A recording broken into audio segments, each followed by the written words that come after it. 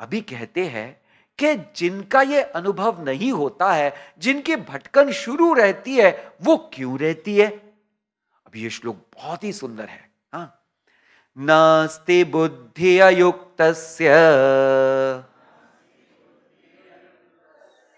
न चायुक्तस्य भावना न चाभावतः शांतिः अशांतस्य कुतः सुखम् नास्ति बुद्धि अयुक्तस्य न चायुक्तस्य।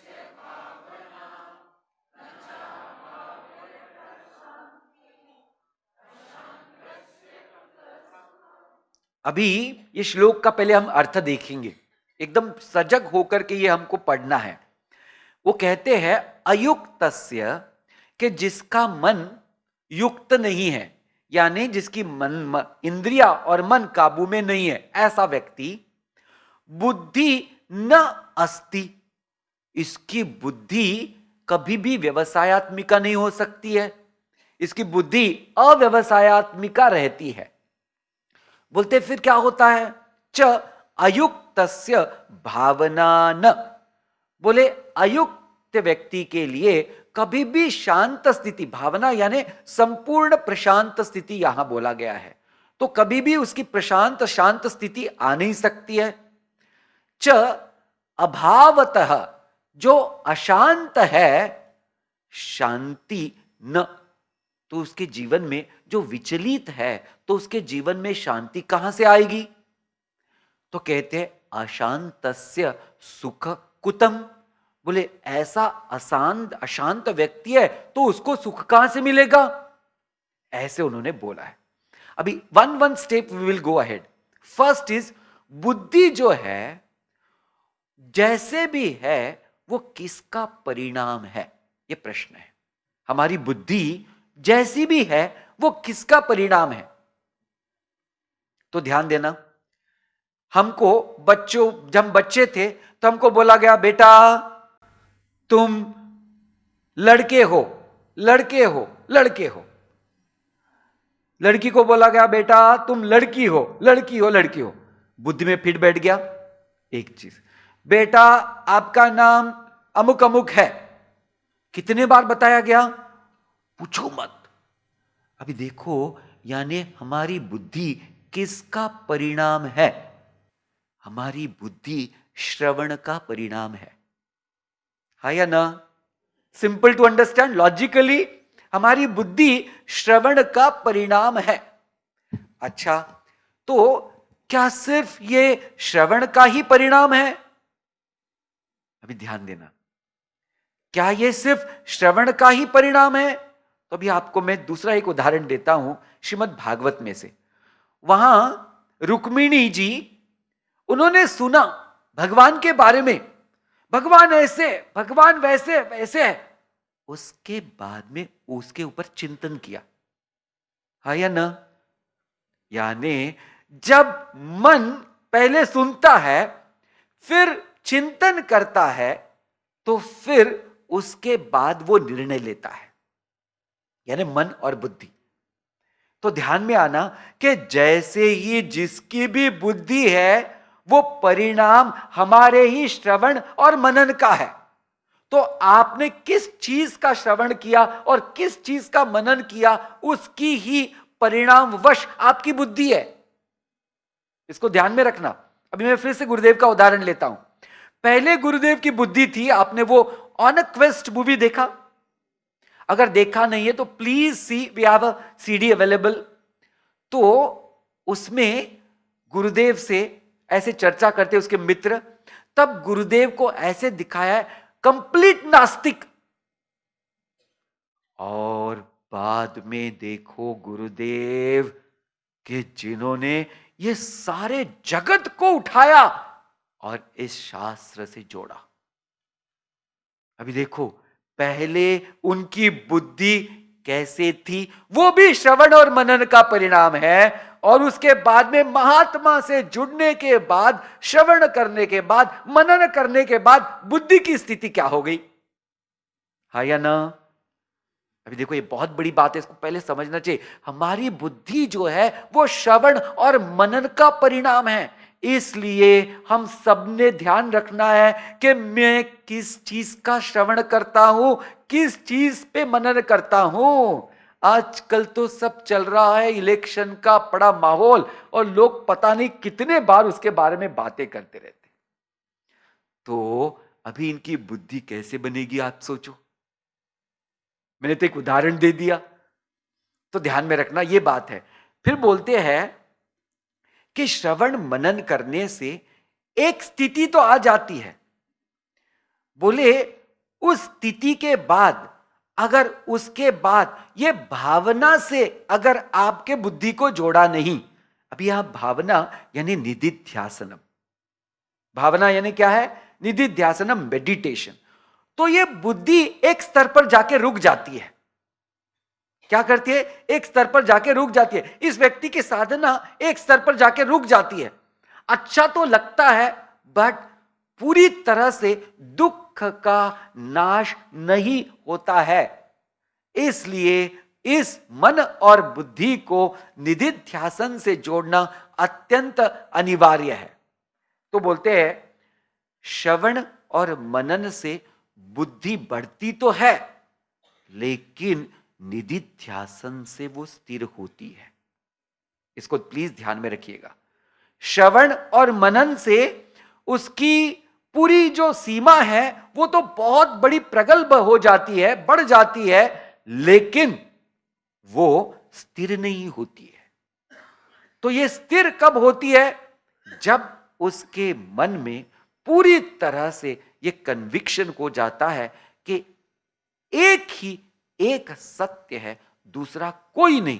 तो ये बुद्धि में ये सत्यत्व जो है उसको पूरी तरह से धारणा करना पड़ेगा। इस बुद्धि को उस सत्य को धारणा होगा, तब ये बुद्धि शांत हो सकती है। अभी कहते हैं कि जैसे निदिध्यासन करते हैं, होता क्या है?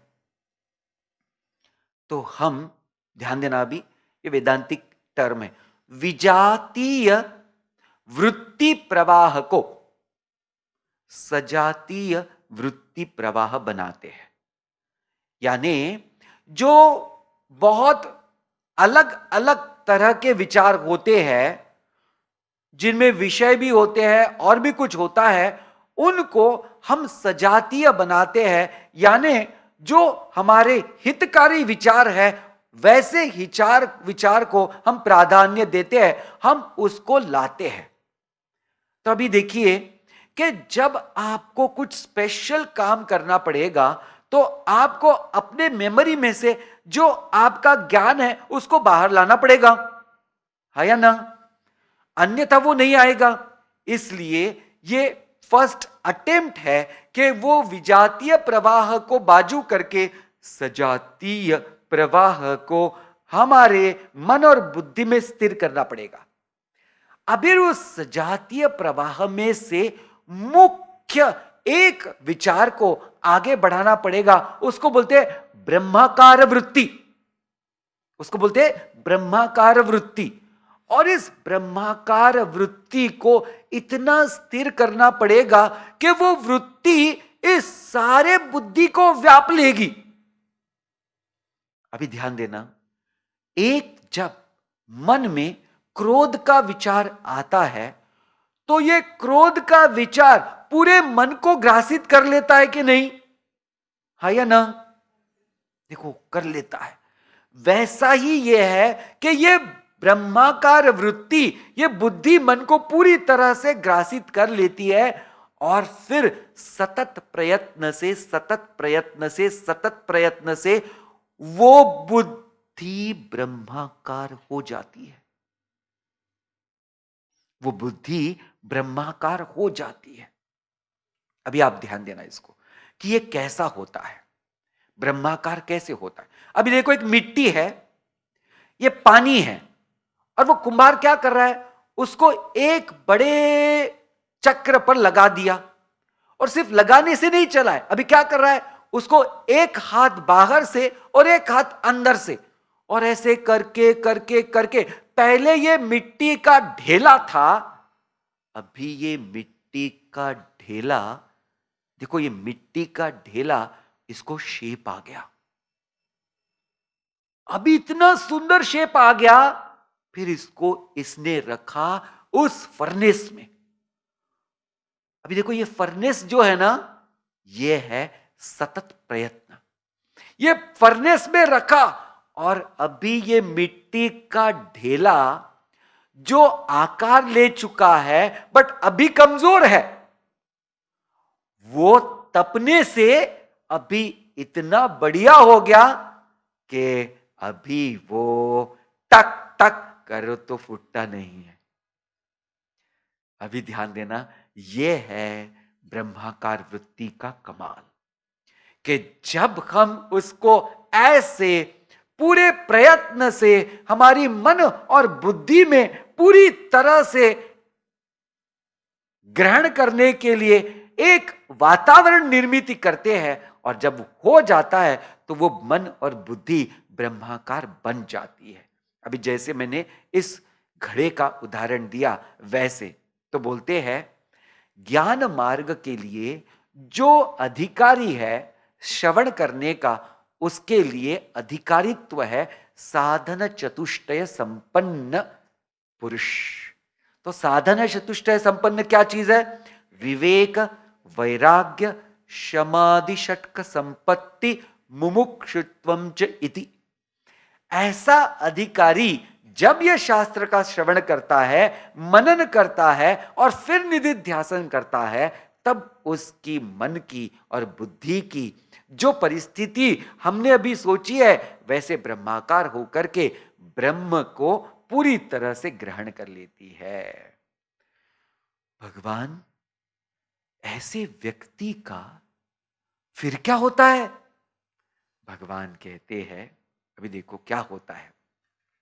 अभी बीच में भगवान ने एक ऐसा श्लोक डाल दिया कि अगर ऐसा नहीं हुआ और हमने निधिध्यासन का प्रयत्न नहीं किया और फिर श्रवण मनन आदि तक ही रह गए, तो फिर यह भी हो सकता है। भगवान कहते हैं 67, इंद्रियाणाम हि चरता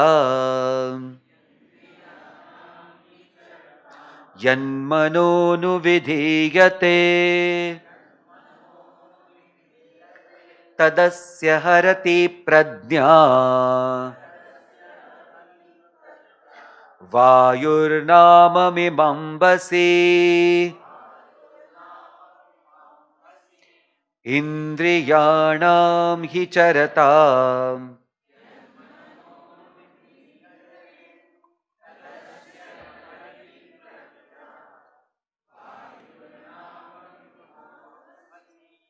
अभी कहते हैं कि ये मन और बुद्धि अगर पूरी ब्रह्माकार हुई नहीं तो क्या हो सकता है इस साधक के जीवन में? ही इव अंबसी नावम वायु हरति। बोले जैसे नाव पानी में रहती है और अगर उसको एंकर नहीं लगाया गया और हवा जोर से चली तो वो हवा उसको पूरी तरह से अपने साथ ले जा सकती है, वैसे ही चरताम इंद्रियाणाम, जब इंद्रिय विषयों में चल रहे हैं, यानी वो विषयों के साथ व्यवहार कर रहे हैं, तब होता क्या है? मन यत अनुविधीयते, तो इंद्रिया जहां जहां जाती है मन उसके पीछे पीछे जाता है। बोले तत् अस्य प्रज्ञाम हरति। बोले जैसे उस नाव को वायु ने हर लिया, वैसे ये सारे जगत के विषय इस इंद्रियों के जरिए मन को हर के ले जा सकते हैं। किसके? जिसने वो निधिध्यासन नहीं किया है, ऐसे व्यक्ति के। अभी आप देखिए, अनेकों लोग आपको ऐसे मिलेंगे कि जिन्होंने प्रयत्न किया लेकिन पूर्ण तक पर नहीं गए और फिर कुछ भी कर लिया। मैं आपको बोलता हूं, हमारे वेदांत के कोर्स में शुरुआत में 68 स्टूडेंट थे। 6 महीने में 10-15 चले गए। 1 साल में और 10-15 चले गए, और 2 साल का जब कोर्स खत्म हो गया तो 24 रह गए। कितने? सिर्फ 24। अभी आप देखो, रोज ये लोगों ने, और एक व्यक्ति की तो मैं आपको बात बताता हूं, वो तो बहुत ही एक मजेशीर ऐसी है।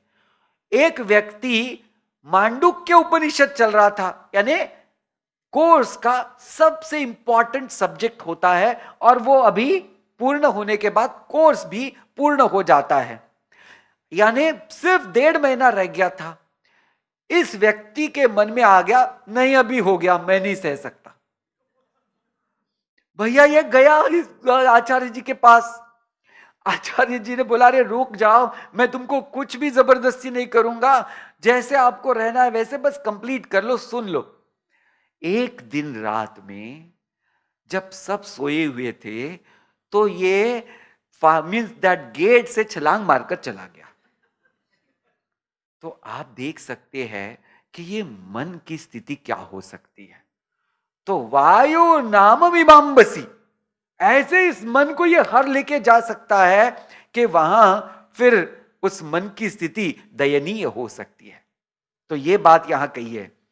विवेक चूड़ामणि में एक बहुत सुंदर श्लोक है, वो कहते हैं, शब्दादिभि पंचभिरेव पंच पंचत्वमापु स्वगुणेन बद्धाः कुरंगमातंगपतंगमीनः भृंगारनरपंच बिरंचितम किम। अर्थात बोलते हैं, ये सारे प्राणी मात्र जो है, तो उदाहरण लिए है कि एक हाथी है, बोले हाथी में एक ही जो सेंस है, यानी इंद्रिया है, वो बहुत प्रबल है, और वो है उसका स्किन यानी त्वचा। तो उसको स्पर्श सबसे अच्छा लगता है। बोले उसको पकड़ने के लिए क्या करते हैं, तो बहुत बड़ा ऐसा गड्ढा होता है ना, डिच, वहां बहुत बड़ा, उसमें सब सूखा घास भर देते हैं, और उस गड्ढे के उस तरफ एक हाथीनी को रखते हैं। ये हाथी धाम धाम धाम करके आता है और चला जाता है वो गड्ढे में। हो गया, पकड़ लिया उसको। बोले एक होता है छोटा सा इंसेक्ट, तो उसकी कमजोरी क्या है, प्रकाश उसकी कमजोरी है। तो जब उसको लाइट दिखता है, अग्नि दिखता है, वो जाके उसमें गिर जाता है, मर जाता है। तो बड़े बड़े दुकानों में या रेस्टोरेंट में और होटल्स में ऐसे वो फ्लोरोसेंट लाइट्स लगा के रखते हैं, जाके वहां से छोटी छोटी छोटी छोटी जो कीटक है वो आए, चिक चिक आवाज आता है, मर जाते हैं। मीन जो है, बोले उसको एक ही कमजोरी है, वो है टेस्ट। इसलिए उसको जब हम टेस्टी फूड देते हैं और उस टेस्टी फूड के नीचे एक बड़ा सा पकड़ने वाला हुक लगा देते हैं, तो वो खाती है, अटक जाती है। बोले देखो, ये सारे जानवरों की तो एक एक इंद्रिया कमजोर है, और दूसरी तरफ से देखा जाए तो बोल सकते बहुत ज्यादा ताकतवर है, ताकि वो उसके बिना रह नहीं सकती है, खींची जाती है। बोले आदमी का क्या, जिसको तो पांचों इंद्रिया बड़ी ताकतवर मिली है। देखो क्या पॉइंट है। तो हमारा क्या हाल होगा कि अगर हमने इस इंद्रियों को वश में नहीं रखा, फिर तो हमको ये इंद्रिया क्या करेगी, ये ऐसे वायु नामम इमाम बसी। तो भगवान कहते हैं इसके लिए हमको ध्यान में रखना बड़ी चीज है। कठोपनिषद में बोला गया है, परांचिखानी व्यतृणत स्वयंभु परांग पश्यति नान्तरात्मन। बोलते ये इंद्रिया जो है ना, ये सबके सब बाहर घूमने के लिए तैयार है और स्वभाव से ही ऐसी है। बोले तस्मात, इसलिए कोई भी इंद्रिया अपने अंतरात्मा के तरफ अपने आप से नहीं मुड़ती है। कश्चित बोले कोई एक ऐसा धीर पुरुष है कि जो प्रत्यक आत्मानम ऐक्षत अमृतत्व इच्छन, बोले वो बहुत प्रयत्न से इस इंद्रियों को पूरी तरह से वश में करके अपने आत्म तत्व में स्थापित करता है। तो ऐसा अगर नहीं हुआ तो फिर हमारी भी इंद्रिया ऐसे वायु यानी ये सारी पूरी के पूरे विषयों की जो टीम है वो चुरा करके ले जा सकती है। इसलिए हे अर्जुन, हे भगवान, तस्मादस्य महाबाहो निगृहीतानि सर्वशः इंद्रियाणीन्द्रियार्थेभ्यः तस्य प्रज्ञा प्रतिष्ठिता तस्मादस्य महाबाहो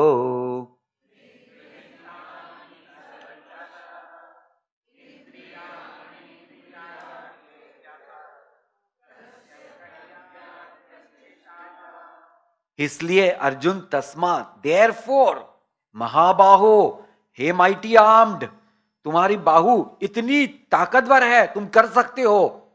यस्य इंद्रियाणि इंद्रियार्थेभ्यः सर्वशः निगृहीतानि, जिसकी इंद्रिया विषयों से पूरी तरह से अपने बुद्धि में समा गई है और वो विषयों के तरफ आसक्त नहीं होती है, तस्य प्रज्ञा प्रतिष्ठिता, उसकी प्रज्ञा, उसकी बुद्धि, उसकी व्यवसायत्मिका बुद्धि कभी भी विचलित नहीं होती है और ऐसा ही स्थित प्रज्ञ लक्षण है।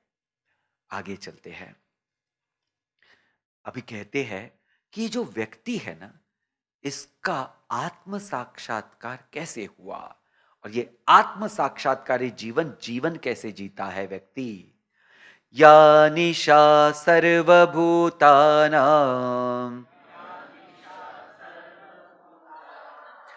तस्यां जागर्ति संयमी यस्यां जागृति भूतानि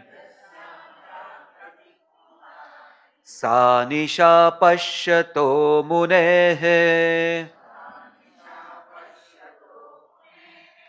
या निशा सर्व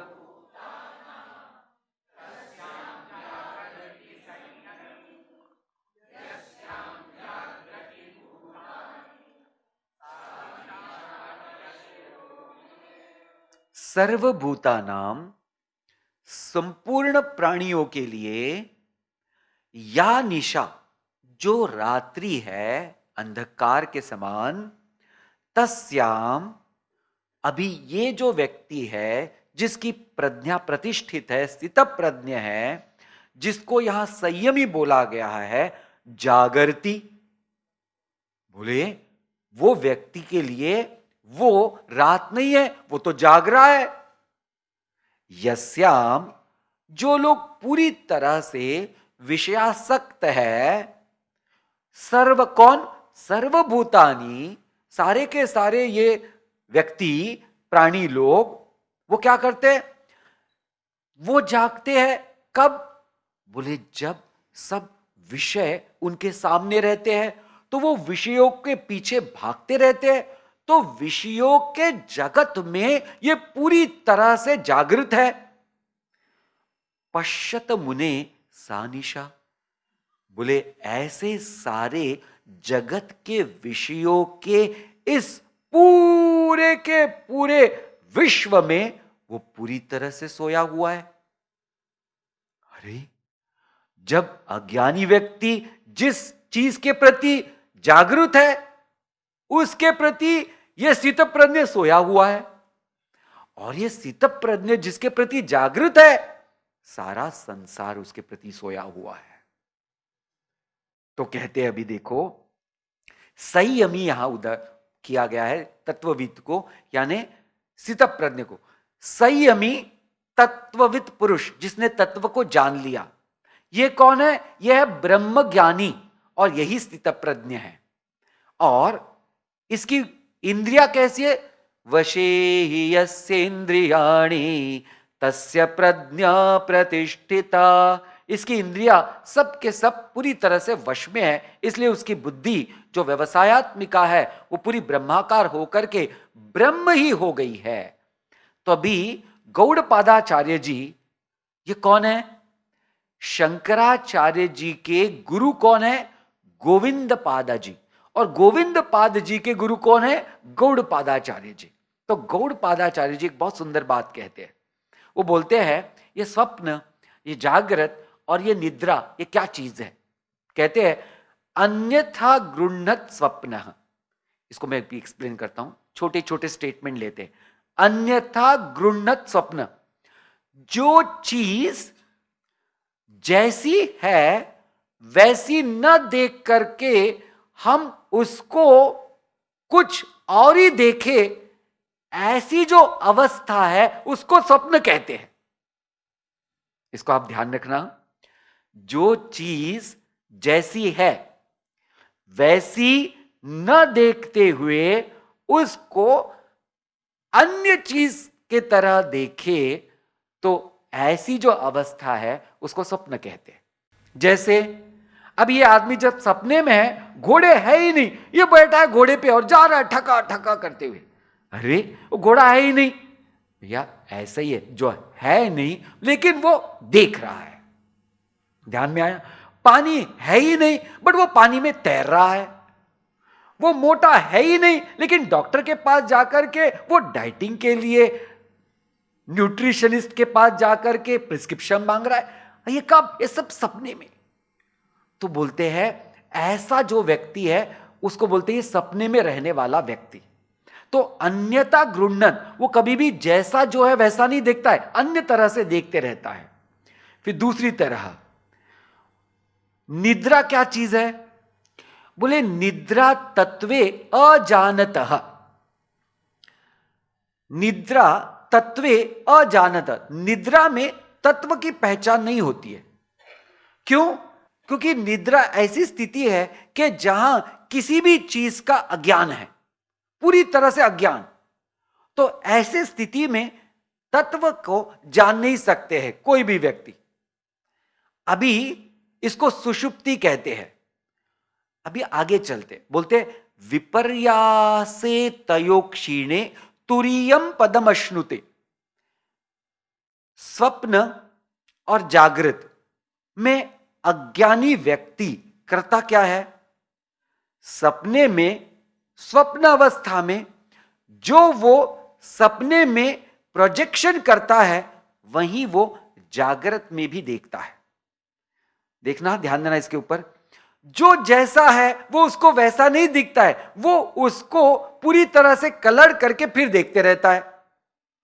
इसलिए बोला गया है ये जो स्वप्न अवस्था है और ये जो जागृत अवस्था है इज इक्वल टू अज्ञानी के लिए यह पागलपन की अवस्था है। अभी देखो शास्त्र ने ऐसा बोला है, मैं नहीं बोल रहा हूं। तो ये स्वप्न और जागृत दोनों भी कौन सी अवस्था है? पागलपन की। क्यों? बोले जो जैसा है वो देख ही नहीं रहा है वैसे। हाँ, एक बार मैं आपको, एक मेरे फ्रेंड थे बंबई में, तो उसका एक फ्रेंड था, तो जो कि मैं काफी डॉक्टर से जुड़ा हुआ था, तो बोले देखो इसके पास हमको जाना पड़ेगा। बोला क्यों? बोले उसकी बीवी बोलते उसके पीछे कोई आ रहा है। तो बोले उसके पति ने उसके ऑफिस में 2 घंटे पहले जाकर के, ऑफिस जब छूटता है उसके पीछे वो पीछे से गया, कोई नहीं है। फिर घर पे आप बोलते कि मेरे पीछे कोई आ रहा है। तो अभी मैं गया तो मुझे समझ गया कि अरे this is a psychological case. जब हमने डॉक्टर को बुलाया और जब उस व्यक्ति ने, उसके पत्नी ने डॉक्टर का स्टेथोस्कोप देखा तो उसने ऐसे काली का रूप लिया कि मैं आपको बता नहीं सकता। अभी देखो उसने उस डॉक्टर में क्या देखा? डॉक्टर तो अच्छा है लेकिन पता नहीं उसके मन में से उसने क्या देखा उसमें, और ये इतने भयंकर रूप धारण करके उसने ये वो फेंकना शुरू कर दिया। डॉक्टर बेचारे भाग गए। इतने डर गए वो कि अरे कोई नहीं संभालने को इसको, ये कुछ भी कर सकते हैं। कोई जो पागलपन का जिसको दौरा आता है वो तो संभाल नहीं सकते, उसको तो बहुत सारे हट्टे कट्टे लोग चाहिए संभालने के लिए। तो मैं ये बात इसलिए कह रहा हूं, तो जागृत में और स्वप्न में जो हम देखते हैं वो सब के सब हम देखते हैं, जो देखना चाहिए वो तो नहीं देखते हैं, लेकिन सब कलर करके देखते हैं। ये बात चल रही है। बोले सुषुप्ति क्या है? सुषुप्ति अकॉर्डिंग टू शास्त्र बोले बेहोशी है, अनकॉन्शियसनेस। क्यों? क्योंकि वहां किसी चीज का पता नहीं हो सकता है। तो बोले अभी ध्यान देना कि ये जो अवस्था है कौन सी, ये स्वप्न, फिर ये जागृत और ये सुषुप्ति, इनसे परे जाने के लिए सिर्फ एक ही एक इंस्ट्रूमेंट इज केपेबल, और वो है मनुष्य बुद्धि। आप ध्यान देना, जागृत स्वप्न के पागलपन से कोई एक प्राणी दूर जा सकता है? नहीं। सुषुप्ति के अंधकार को कोई एक प्राणी दूर कर सकता है? नहीं। तो इसलिए शास्त्र बोलते हैं दुर्लभो मानुषम मनुष्य देह, दुर्लभम मनुष्य देह, कि इसी देह में सिर्फ ये हो सकता है, इसी देह में। और आप और हम अभी, ध्यान देना, अभी आप अप्रिशिएट करेंगे कि yes, how important it is to go about all this things which are called as illusory things of the world, क्योंकि दूसरा कभी कोई भी जन्म में नहीं हो सकता है। तो ऐसे कहते हैं कि अभी ध्यान देना कि जो भी अज्ञानी है उसकी दृष्टि कैसे रहती है। तो बोलते हैं अज्ञानी वस्तु को सिर्फ दृश्य दृश्य और दृश्य ही दिखता है, यानी ऑब्जेक्ट्स ऑब्जेक्ट, पदार्थ पदार्थ पदार्थ। अभी जो जिज्ञासु है, मुमुक्षु है, उसकी दृष्टि कैसे होती है? बोले वो दृष्टा बनता है और उसको फिर दृश्य दिखते हैं। देखना बदल हो गया, अज्ञानी व्यक्ति को सिर्फ दृश्य दृश्य दृश्य। अभी जिज्ञासु व्यक्ति को क्या हो गया? उसने दृष्टा बनकर के अभी दृश्य को देखना है उसने, और देख रहा है, बोले ये दृश्य है। ज्ञानी व्यक्ति, स्थित प्रज्ञ व्यक्ति, वो दृष्टा बनता है और उसको दृश्य दिखते ही नहीं है। वो दृष्टा दृष्टा और दृष्टा ही रहता है। यानी जब ये व्यक्ति इस ब्रह्माकार वृत्ति में पूरी तरह से स्थित हो जाता है, तो सब तरफ सिर्फ उसको ब्रह्म ही दिखता है और दूसरा कुछ दिखता नहीं है। तो इसलिए शास्त्र बोलते हैं सर्वम खलुविदम ब्रह्म। अभी आप ध्यान दोगे कि क्यों आया ये शब्द, ये क्यों आया? सर्वम खलुविदम ब्रह्म is from this stand point कि ऐसा एक मुनि है, वो हमेशा सिर्फ और सिर्फ ब्रह्म को देखता है, जिसके प्रति सारे अन्य प्राणी लोग पूरी तरह से सोए हुए हैं। तो बोलते हैं ये एक कमाल की चीज है। आगे चलते हैं, भगवान कहते हैं कि इसका जीवन ऐसे कैसे हो गया अर्जुन, इसका जीवन ऐसे ऐसे हो गया। आपूर्यमाणमचल प्रतिष्ठम समुद्रमाप प्रविशन्ति यद्वत् तद्वत् कामायं प्रविशन्ति सर्वे स शान्तिमाप्नोति न कामकामी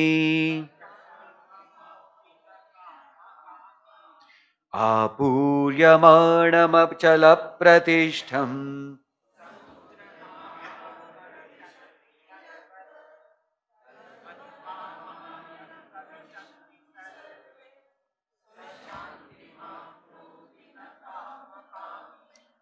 यद्वत् आप आपूर्यमाणम अचलम प्रतिष्ठम समुद्रम प्रविशन्ति। बोले जैसे सारी नदियां, आप यानी जल, अब यहां आप जो बोला है ना, तो यहां उसके पहले यद्वत् आप, तो ये आप जो है हमेशा प्लूरल में ही होता है, तो इसलिए सब तरफ से नदियां, ऐसे हम यहां सोच सकते हैं, क्योंकि एक बूंद भी रहा तो उस बूंद में कितने बूंद हो सकते हैं, बहुत सारे बूंद। तो इसलिए आपको संस्कृत में हमेशा प्लूरल के हिसाब से ही समझते हैं।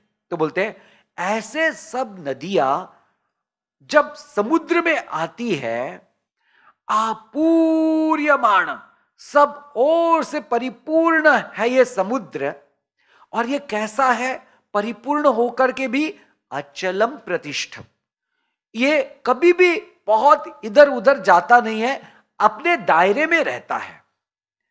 तद्वत सर्वे, वैसे ही कामा, सब जो मनुष्य के जीवन में जितने भी इच्छाएं हैं, यद, वो सब के सब प्रविशंति सह, उस पूरे के पूरे सारे के सारे इच्छाएं इस व्यक्ति के मन में वैसे ही समा जाती है, और पूरी तरह से व्यक्ति प्रतिष्ठित अचल ऐसा ही रहता है।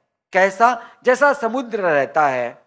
तो बोलते हैं सह शांतिम आपनोति, ऐसे व्यक्ति को ही शांति मिलती है, न काम कामी, न कि कामी को कभी शांति मिल सकती है। तो पहले मैं कामी को एक्सप्लेन कर देता हूं। हर चीज की इच्छा यानी काम की कामना, यानी भोग की वासना जिसमें होती है, इसको कामी कहते हैं। तो वस्तुओं की जिसको बहुत ज्यादा चाहत होती है, ऐसा जो व्यक्ति है उसको यहां कामी बोला गया है, और ऐसा व्यक्ति कभी शांत नहीं रह सकता है।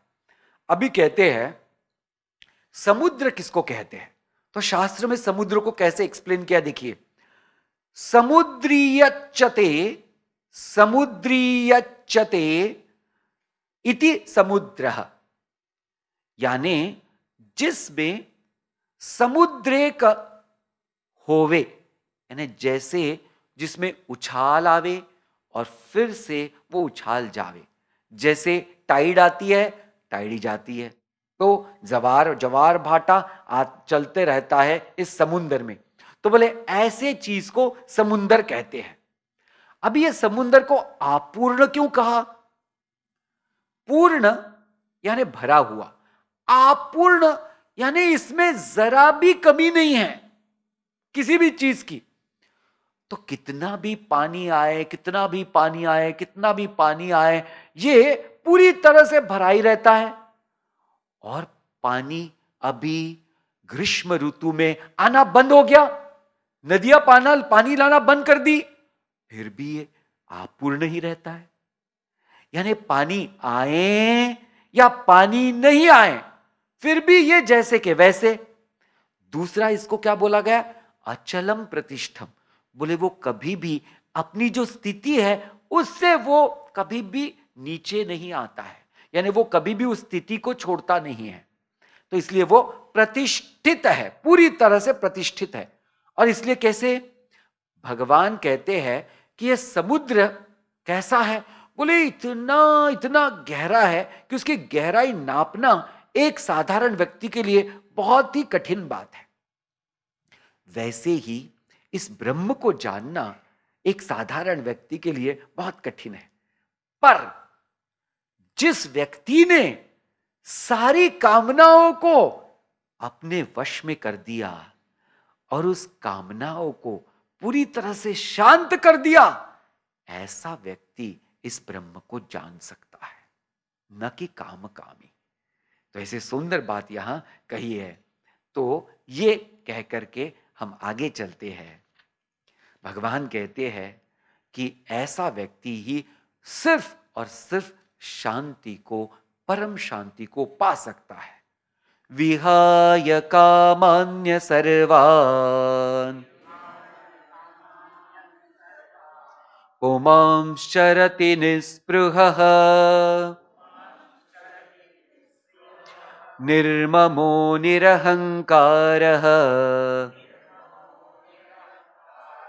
स शान्तिम् अधिगच्छति। 72 एषा ब्राह्मी स्थितिः पार्थ नैनां प्राप्य विमुह्यति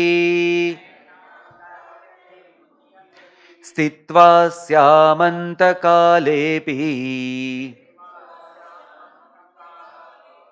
ब्रह्मनिर्वाणमृच्छति।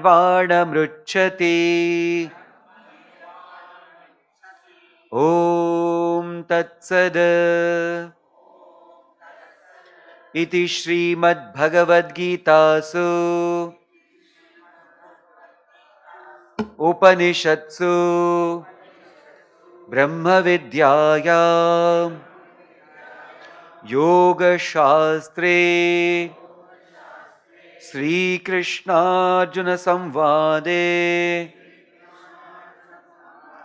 सांख्ययोगो नाम द्वितीयोऽध्यायः। हरिः ओम्। 71 विहाय कामान्य सर्वान् पुमांश्चरति निःस्पृहः। बोलते हैं पुमान पुरुषः सर्वान् कामान विहाय, सारी कामनाओं को पूरी तरह से त्याग करके निर्मम निरहंकार निःस्पृह चरति। कैसे हो जाता है? उसमें ममत्व नहीं रहता है, उसमें अहंकार नहीं रहता है और उसमें कोई भी तरह की स्पृहा नहीं रहती है, क्रेविंग नहीं रहता है। और फिर स शांतिम अधिगच्छति, ऐसा व्यक्ति संपूर्ण शांति को प्राप्त करता है। उपनिषद में बहुत सुंदर सिद्धांत दिया है। वो कहते हैं कामान यह कामयते मन्यमानः स काम भिर्जायते तत्र तत्र। बोले जो संसार के विषय भोगों को ही सबसे बड़ी वस्तु मानता है तो वो उनके ही पीछे दौड़ते रहता है और वो जहां है वो उनके पीछे पीछे ही चलता रहता है। ऐसा जो व्यक्ति है उसको बोलते हैं कामी, उपनिषद के शब्दों में। तो कहते हैं फिर कि जो अंतःकरण है उसकी शुद्धि बहुत जरूरी है। तो वो अंतःकरण की शुद्धि के लिए भगवान ने बोला है कि अर्जुन श्रवण मनन निधिध्यासन ये सबसे इंपॉर्टेंट साधन बताए हैं।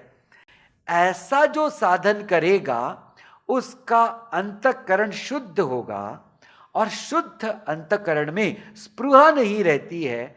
शुद्ध अंतःकरण में कोई भी तरह का अहंकार नहीं रहता है, कोई भी तरह का ममत्व नहीं रहता है। तो ये ममत्व क्या चीज है?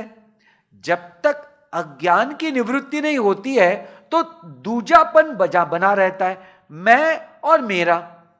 तो जब ज्ञान हो जाता है और ब्रह्माकार वृत्ति से ब्रह्म ही विद हो जाता है ये व्यक्ति, तो सब तरफ ब्रह्म दिखने लगता है, तो ममत्व की भावना पूरी चली जाती है और उस व्यक्ति में अहंकार भी नहीं रहता है। ऐसा जो व्यक्ति है जिसमें ममत्व भी नहीं रहा, जिसमें अहंकार भी नहीं रहा, तो वो किसी सुख के पीछे दौड़ता नहीं है, इसलिए उसके मन में कोई स्पृहा नहीं होती है। ऐसा व्यक्ति संपूर्ण शांत रहता है। तो कहते हैं कि जो अंतःकरण शुद्ध है तो उसके दो ही एक सुंदर ऐसे लक्षण हैं, एक है निर्ममत्व और एक है निरअहंकार हो जाना। ये दो उसके लक्षण हैं अंतःकरण शुद्धि के। फिर बोलते हैं तात्विक जीवन में यानी व्यवहारिक जीवन में भी ये जो स्थितप्रज्ञ वो कैसे रहता है? तो बोलते ये है माया रहित ब्रह्म। और ये जो कर्म करता है वो कैसे करता है? बोलते वो कर्म ऐसे करता है जैसे कमल एक कीचड़ में रहता है पर वो कभी भी कीचड़ से युक्त नहीं होता है, वैसे ही ये स्थितप्रज्ञ यहां रहता है, बट उसको कोई भी वस्तु कभी भी छू नहीं सकती है, ऐसे हमेशा हमेशा परम शांति को यह प्राप्त रहता है। भगवान कहते हैं अर्जुन, ऐशा ब्राह्मी स्थिति प्राप्य, बोले ऐसे जो है इसको ब्रह्म की स्थिति प्राप्त हो गई। और नैनाम प्राप्य विमुह्यति, अभी जब एक बार ये ब्रह्म की स्थिति में प्राप्त हो गया, इसको ये ब्रह्म स्थिति मिल गई। स्थिति में बोल रहा हूं, बट स्थिति यानी आने जाने वाली स्थिति नहीं है, बट ये संपूर्ण ब्रह्म ही विद होकर रहना है, ब्रह्म ही होकर के रहना है, ऐसा जो है तो उसके जीवन में फिर से मोह कभी नहीं आ सकता है। बोले साधक के जीवन में यह कब आ सकता है ऐसा क्षण? भगवान बोलते हैं अगर साधक साधना करते रहे, श्रवण मनन निधिध्यासन पूरे तन मन धन से, स्थित्वा स्याम अंत काले भी ब्रह्म निर्वाणम रुच्यति। बोले एक क्षण ऐसा भी आ सकता है कि ये जीवन को समाप्त होने से पहले, थोड़े ही पहले, इसको इस ब्रह्माकार वृत्ति का आनंद मिल सकता है, इसको एक ब्रह्मानंद मिल सकता है। और यहां जो निर्वाण बोला है तो इसका सुंदर शास्त्र में ऐसा वर्णन है। निर्वाण यानी उसको अभी हम स्प्लिट कर रहे हैं, निर अधिक प्लस वाण। यहां वाण यानी बाण है, तो बाण क्या करता है, वो यहां से वहां जाता है, ठीक है, और फिर वहां से हम उसको ला करके फिर उसको भेज सकते हैं। तो बोलते हैं जिसके जीवन से आने जाने वाली गति समाप्त हो गई है, ऐसा जो है वो निर्वाण अवस्था को प्राप्त हो गया है। अभी आना जाना जिसके जीवन में नहीं रह गया है, वो बाण के जैसा नहीं है कि वो आए और फिर से वो जाए। अब यहां कहते हैं कि ये कैसा है, तो संस्कृत में निर्वाण को कैसे समझते हैं, बोलते वो दिया जो है वो बुझ गया है। बोले क्यों? बोले जो दिए में पूरा के पूरा तेल था, वो तेल है उसके चलाने का कारण। वैसे ही हमारे जीवन में यह आकर्षण का कारण है हमारा अपना ही अहंकार और अज्ञान, जो तेल रूपी इस दिए में है। बोले इस दिए का यह तेल रूपी अहंकार और अज्ञान मिट गया तो अभी ये बुझ गया। वैसे ही ये व्यक्ति के मन की सारी के सारी आकर्षण वृत्तियां बुझ गई और अभी इस व्यक्ति में किसी भी चीज के प्रति कोई आकर्षण पैदा होने की संभावना ही नहीं है। ऐसा जो व्यक्ति है वो है स्थित प्रज्ञ, और ऐसा व्यक्ति, इसको आत्म साक्षात्कारी पुरुष कहते हैं। भगवान कहते हैं कि ये व्यक्ति मेरे ही आत्मा के जैसा संपूर्ण जीवन जीता है, और जब इस शरीर को छोड़ता है तो फिर उसका पुनरागमन होता नहीं है। तो ऐसे सुंदर भगवान का ये दूसरा अध्याय हमने धीरे धीरे धीरे धीरे धीरे पढ़ा, और आप सब लोगों ने प्रेम से और शांति से उसको सुना और हमारा साथ दिया, इसलिए आपका बहुत बहुत धन्यवाद। और इस भगवान का और हमारे गुरु का, जिनके आशीर्वाद के बल से ये संपन्न हो सका, उनको भी कोटि कोटि प्रणाम। ओम नमो भगवते वासुदेवाय।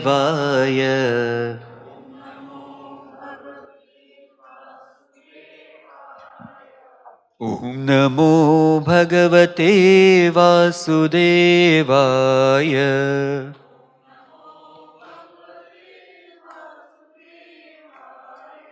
ओम नमो भगवते वासुदेवाय।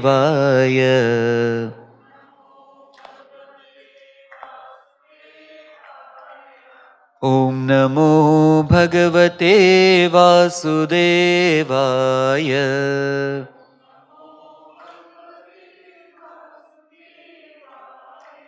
ॐ नमो भगवते वासुदेवाय।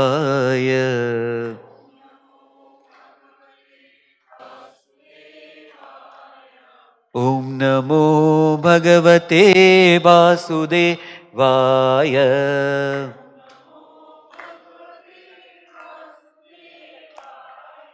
ॐ नमो भगवते वासुदेवाय। सर्कल बड़ा करिए। ॐ नमो भगवते वासुदेवाय।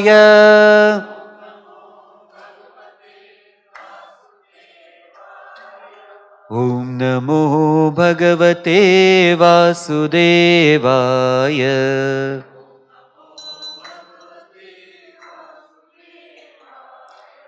वासुदेवाय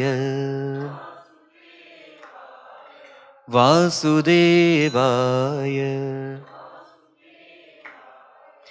ॐ जय भगवद्गीते मैया जय भगवद्गीते। हरिय कमल विहारिणि सुंदर सुपुनीते। ॐ जय भगवद्गीते। कर्म सुमर्म प्रकाशिनि कामासक्तिहरा। तत्त्वज्ञान विकाशिनि विद्या ब्रह्मपरा। ॐ जय भगवद्गीते। निश्चल भक्ति विधायिनि निर्मल मलहारी। शरण रहस्य प्रदायिनि सब विधि सुखकारी। ॐ जय भगवद्गीते। राग द्वेष विदारिणि कारिणि मोद सदा। भव भयहारि तारिणि परमानंद प्रदा। ॐ जय भगवद्गीते। आसुर भाव विनाशिनि नाशिनि तमरजनी। दैवी सद्गुणदायि हरिरसिका सजनी। जय भगवद्गीते। समता त्याग सिखावन हरिमुख की बानी।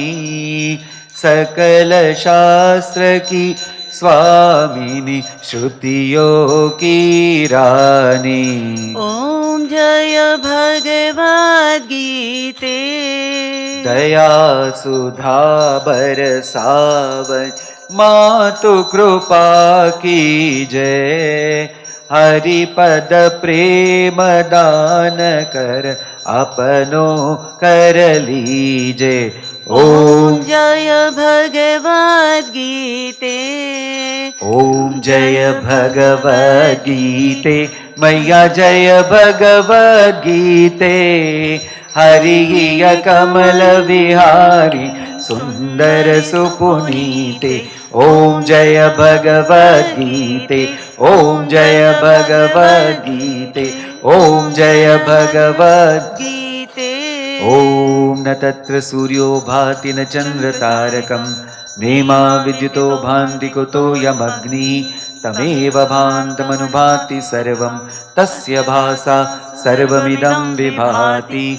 बोलिए श्री भगवद गीता मैया की जय। बोलिए श्री कृष्ण चंद्र भगवान की जय। बोलिए सद्गुरुनाथ महाराज की जय। बोलो भाई सब संतन की जय। ओम पूर्णमद पूर्णमिदं पूर्णात् पूर्णमुदच्यते पूर्णस्य पूर्णमादाय पूर्णमेवावशिष्यते। ओम शांति शांति शांति। हरि ओम। श्री गुरुभ्यो नमः। हरि ओम। Thank you for being with us.